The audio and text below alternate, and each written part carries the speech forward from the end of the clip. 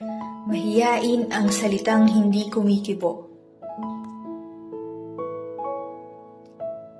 Tahimik ang gabing malamig sa daloy ng tubig. May mga batong nag-uumpugan pero wala kang maririnig. Kahit maramdaman ang hindi mo nanaisin, tulog ang buong bayan sa gabing walang gising.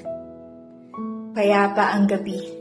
Nakaririnding katahimikan, tanging binabalot ito ng liwanag ng buwan. Sumasalamin sa agos ng tubig iyong mapagmamasdan. Kislap ng mga talay matatanaw sa kalawakan.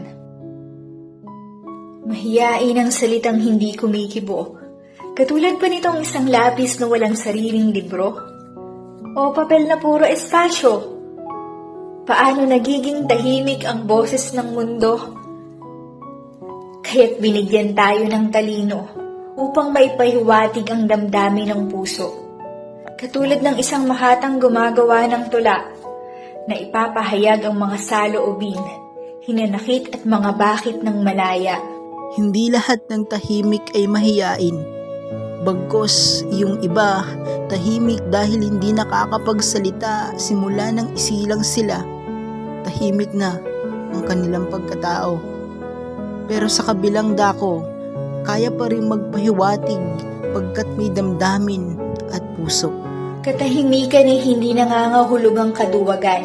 Bagkus, nag-iisip muna bago makipagpaliwanagan. Ngunit sila'y huwag aabusuhin, pagkat baka ito'y iyong pagsisihan. Tandaan mo na minsan, sumasabog rin ang tahimik at payapang bulkan. Simula ng gabing iyon, natutunan ko ng maging maingay, para sa tamang paraan ng pamumuhay at para sa buhay.